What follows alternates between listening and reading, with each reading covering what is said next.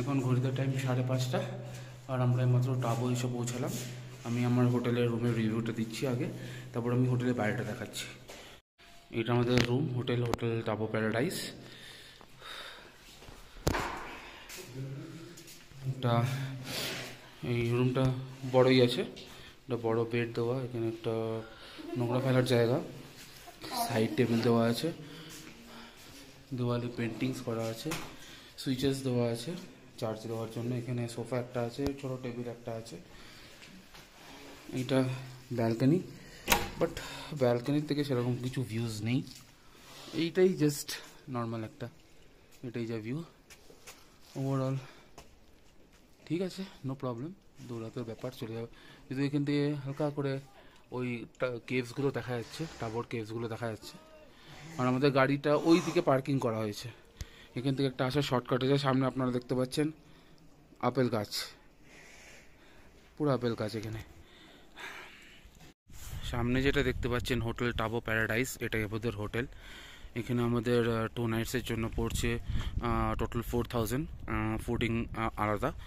তো একটু এক্সপেন্সিভ, ঠিক আছে, ম্যানেজেবল, তাও ম্যানেজেবল, কারণ এগুলো যেহেতু রিমোট লোকেশন, তো সেই অর্থে এখানে একটু এক্সপেন্সিভ হয়ে যায় জিনিসপত্রগুলো। তো এটা আমাদের হোটেল। তো এরপর আপনারা জাস্ট লোকেশনটা দেখুন, সামনে পুরো বরফ দিয়ে ঘেরা পাহাড়, এইদিকে বেসিক্যালি বরফ দিয়ে ঘেরা পাহাড়, গাছের জন্য অবস্ট্রাক্ট হচ্ছে। এইদিকে পাহাড়গুলো দেখুন, কোনো ভেজিটেশন কিচ্ছু নেই, শুধু হোটেলের সামনে যেটুকু এরিয়া আছে এখানে এদের নিজেদের ফার্মিংও হচ্ছে, তো এখানকে ভেজিটেশনটা আছে। আর আপনারা ওপরে যদি খেয়াল করে দেখেন, জাস্ট ওপরে আমাদের হোটেল থেকে, আমাদের হোটেলের রুম থেকে ইনফ্যাক্ট দেখা যায় টাবো কেভসগুলো। সামনে কয়েকটা টাবো কেভস আমি দেখতে পাচ্ছি, আর এইদিকেও কয়েকটা টাবো কেভস আছে। তো এইরকম একটা লোকেশনে আমরা হোটেলটা পেয়েছি। তো এই হোটেলটা বেসিক্যালি টাবোর থেকে একটুখানি বাইরে, জাস্ট মেন মার্কেটের থেকে 2-3 মিনিট হেঁটে বাইরে আছে। তো ওটাই হচ্ছে ব্যাপার। আমি আপনাদেরকে মেন মার্কেটটাও ঘুরে দেবো। কালকে অ্যাকচুয়ালি আমি গাড়িতে যখন ছিলাম, হোটেলটা যখন খুঁজতে আসছিলাম, তখন আমি মেন মার্কেটটা এক্সপ্লোর করার চেষ্টা করেছিলাম গাড়ি করে, বাট আমি আজকে হেঁটে হেঁটে গিয়ে যাবো। আর এখানকার মেন মার্কেট যেটা আছে সেটা আমি এক্সপ্লোর করবো ডেফিনেটলি। আর যেহেতু আমাদের আজকে হাতে অ্যাম্পেল টাইম আছে, তো আমি আমি টাবো কেভসেও যাওয়ার চেষ্টা করব, আর প্লাস এই মেন মার্কেটটা এক্সপ্লোর করব। অ্যাকচুয়ালি বেশি কথা বলা যাচ্ছে না এখানে, কারণ আপনারা বুঝতেই পারছেন অ্যালটিটিউডটা এতটা হাই, প্লাস ভেজিটেশন খুবই কম। তো সেই অর্থে মানে হাঁপানি চলে আসছে কথা বলতে বলতে, এই হচ্ছে ব্যাপার। আর হোটেলে খাওয়া দাওয়া যদি আসি, তো খাওয়া দাওয়া ঠিকঠাকই আছে, টেস্ট মানে খাবারের টেস্ট মোটামুটি ভালোই। তো আমরা কালকে অর্ডার করেছিলাম চিকেন, আর আমি অর্ডার করেছিলাম ভেজ ফ্রাইড রাইস আর মটর পনির। তো ঠিকঠাকই ছিল খাবার, কোনো সমস্যা ছিল না। তো এই হচ্ছে ব্যাপার। তো আজকে এখন আমরা ব্রেকফাস্ট অর্ডার দিয়েছি। আমি অর্ডার দিয়েছি আলু পরাঠা, আর আমার ওয়াইফ অর্ডার দিয়েছে ব্রেড টোস্ট আর তার সাথে কফি। তো ব্রেকফাস্ট করেই আমরা মোটামুটি ধানকারের দিকে বেরিয়ে যাবো। এখান থেকে ধানকার যেতে মোটামুটি 1-1.5 ঘন্টা টাইম লাগবে। আর ওই ধানকারটা পুরোটা এক্সপ্লোর করতে অ্যারাউন্ড আরও ওখানে ধরে নিন 1-1.5 ঘন্টা আরও টাইম লাগবে। তো আমরা ধানকার থেকেই লাঞ্চ করে আবার টাবোতে আমরা ব্যাক করে চলে আসবো। আর যদি পিন ভ্যালিতে যেতে পারি তো পিন ভ্যালি যাবো, না তো শরীর যদি আমাদের পারমিট করে তো আমরা যদি শরীর আমাদের পারমিট করে তো আমরা ধানকার থেকে পিন ভ্যালি অবধি যাবো, অর এলস না তো শুধু ধানকার এক্সপ্লোর করে আমরা চলে আসবো। তো এই হচ্ছে আপাতত প্ল্যান।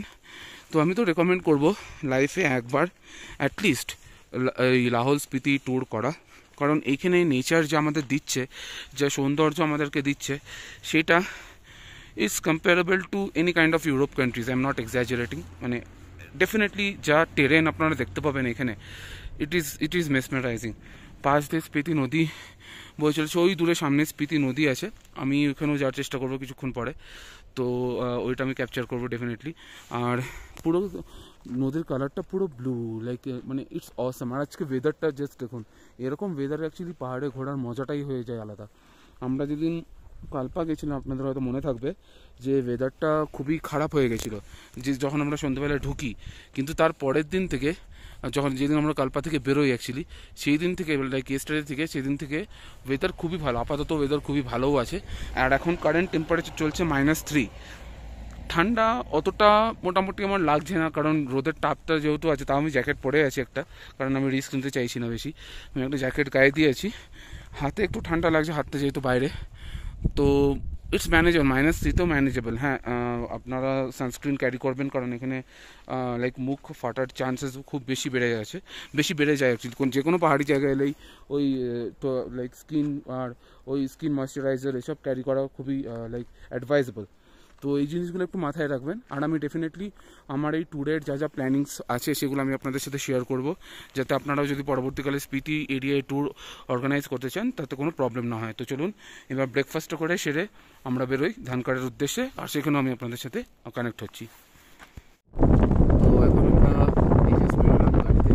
আজকে আমরা দুজনেই আছি, আমাদের সাথে যারা আছে তাদের শরীরটা একটু খারাপ হয়ে গেছে, তো তাই আমি অ্যাডভাইস করলাম ওদেরকে যে ওরা আজকে দিনটা রেস্ট করুক, যাতে কালকে আমরা তো এখান থেকে কাজে যাবো, ওটা আর একটু হাইটে আছে, যাতে অ্যাটলিস্ট আজকে দিনটা ওরা অ্যাক্লিমেটাইজ হয়ে যায়।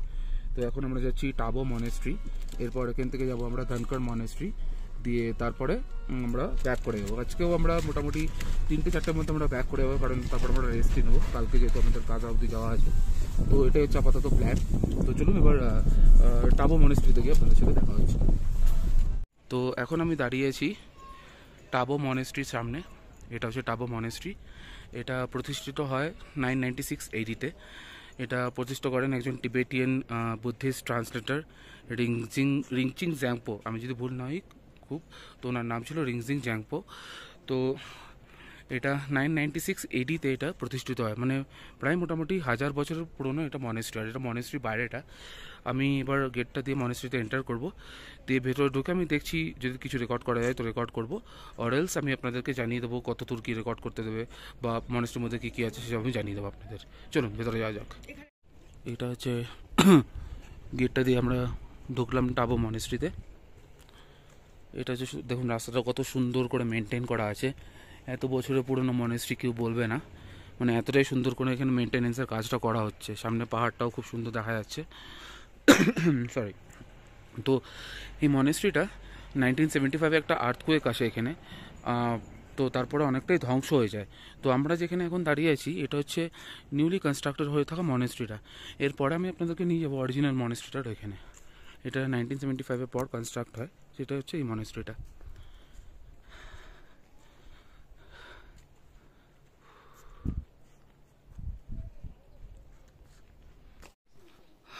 তো এটা হচ্ছে পুরনো মনেস্ট্রির এন্ট্রি গেট।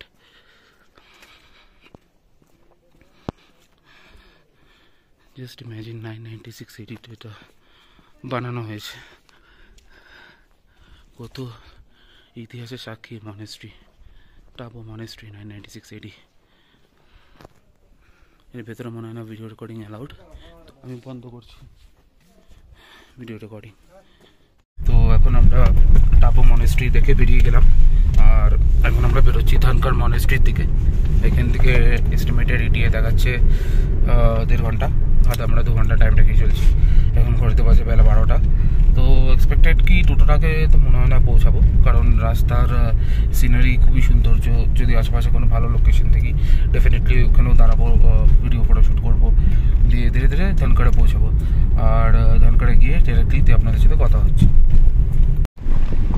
লাদাখ আমার অলরেডি ঘোরা, কিন্তু একই মানে কাইন্ড অফ এটাই আলাদা, লাদাখ পুরোপুরি আলাদা। উত্তরাখণ্ড কিছুই না এর সামনে, এটা কমপ্লিট একটা অন্য কাইন্ড অফ ডিফারেন্ট স্টেট। কাকে কাকে কি বলবো না,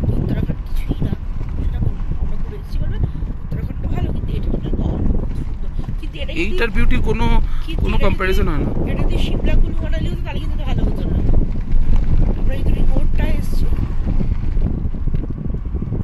আসলে লোকের এই জায়গা। Good afternoon.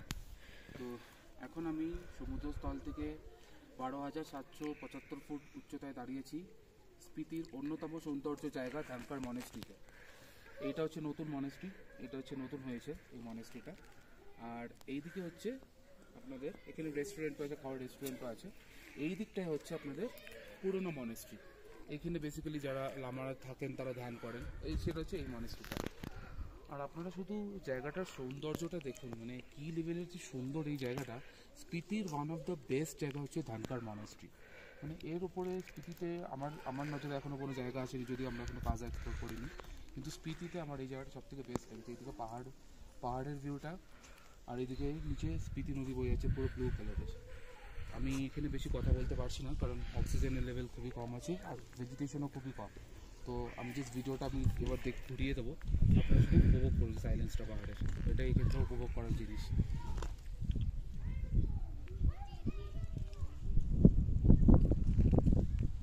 এটা বলে আমি এখন ভিডিওটা এন্ড করছি, বাকি কথা হোটেলে গিয়ে হচ্ছে।